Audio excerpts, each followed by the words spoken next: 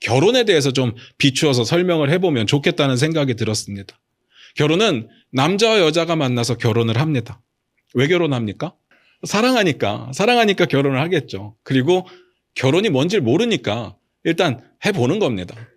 알면 쉽게 결혼을 못 하겠죠. 그런데 왜 그 사랑하던 사람들이 결혼을 하면 그 사랑하던 감정은 온데간데 없고 그냥 삶으로 살아가는데 바쁠까? 라는 겁니다. 단순하게 의사들은 호르몬 때문이라고 이야기할 수도 있겠지만 잘 생각해 보시기 바랍니다. 저는 이유가 따로 있는 것 같아요. 수십 년을 다른 환경에서 자란 두 사람이 이제 만나서 한 공간 안에 살게 된 겁니다. 남자와 여자가 근본적으로 다르죠. 높고 낮음의 문제가 아니라 다르죠. 타고난 성향도 다릅니다. 자라온 환경도 달라요. 그 환경 속에서 몸에 배인 습관도 다 다릅니다. 그런 사람들이 서로 사랑한다고 생각하고 부부의 관계를 맺고 한 공간 안에서 같이 살게 되었습니다.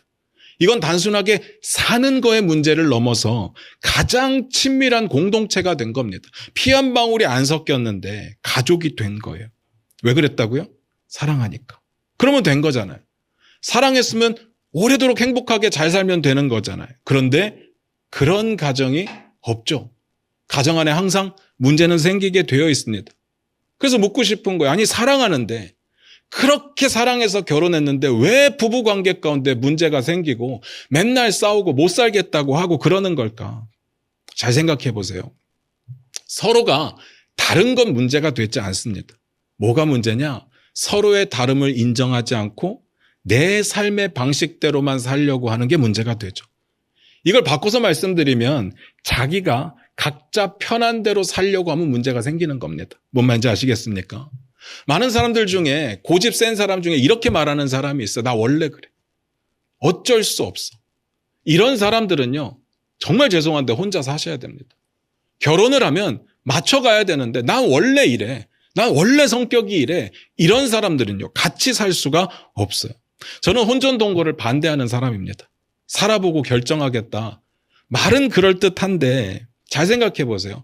살아보고 그 사람과 결혼하고 싶다라는 결론에 도달하는 사람들도 있지만 살아보니까 와, 내가 동거를 안 해봤으면 이런 사람인 줄 몰랐겠네 하고 헤어지는 사람들이 더 많아요. 더 많습니다. 그래서 많은 사람들이 오히려 동거를 하려고 하는 겁니다. 야, 내가 저 사람을 오랫동안 평생토록 살기 전에 한번 살아보는 게 더 좋겠다. 그렇게 해서 동거를 기를 쓰고 하려고 하는 거죠. 근데 생각해 보시면 동거로는 그 사람이 어떤 사람인지는 알 수 있어도 그들이 가졌던 그 사랑은 끝까지 지킬 수가 없습니다.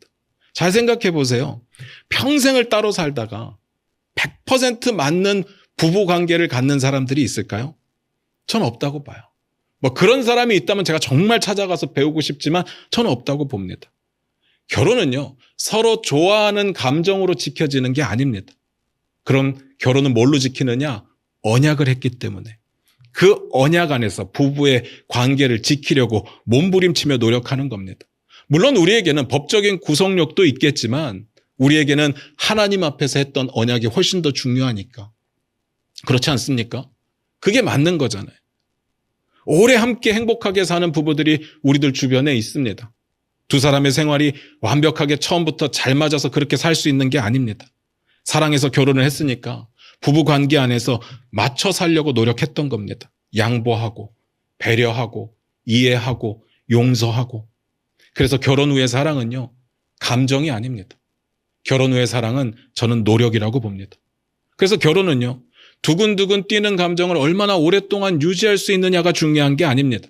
하나님 앞에서, 하객들 앞에서 또 서로에게 했던 그 약속을 죽을 때까지 지키려고 몸부림치는 게 결혼인 겁니다. 잊을만 하면 또 도저히 못 살겠다라는 생각이 들 때 결혼식장에서 했던 그 약속을 떠올리는 겁니다. 그리고 그 약속 때문에 지키려고 몸부림치는 사람들이 오래 살 수 있는 거죠. 그래서 결혼식을 하는 겁니다. 결혼식을 의미 있게 하는 이유가 그 의미 때문인 겁니다. 감정이 식어도 그 약속을 지키는 겁니다. 다른 사람이 눈에 들어와도 정신 차리고 그 약속 지키는 겁니다. 뭔가 실수를 하고 실망을 하고 상처를 줘도 그 약속 지키는 겁니다. 그게 결혼 후의 사랑의 모습인 거죠. 사도 바울이 사랑을 뭐라고 했는지 기억나십니까? 사랑은 오래 참고 온유하며 자랑하지 않고 교만하지 않고 무례히 행하지 않고 자기의 유익을 구하지 않고 성내지 않고 악한 것을 생각하지 않고 불의를 기뻐하지 않고 진리와 함께 기뻐하고 모든 것을 참으며 모든 것을 믿으며 모든 것을 바라며 모든 것을 견디느니라. 사도 바울의 사랑의 정의입니다.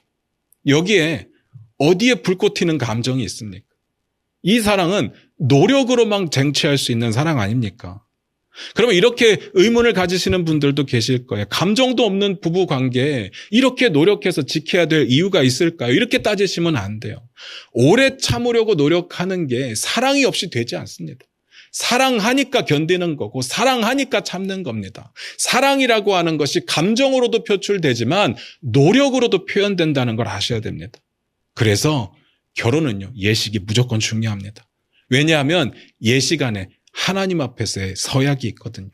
하나님 앞에서, 하객들 앞에서, 그리고 서로에게 오래오래 행복하게 살겠다는 약속.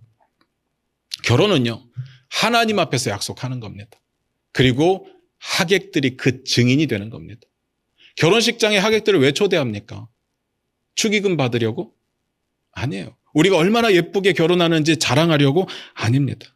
하나님 앞에서 두 사람이 진실된 마음으로 서로를 사랑한다고 고백하고 서로 함께 평생토록 살겠다고 약속하는 그 약속에 대한 증인이 되어달라고 부르는 겁니다. 그래서 하나님 앞에서 하는 그 약속을 집례하는 사람이 목사인 겁니다.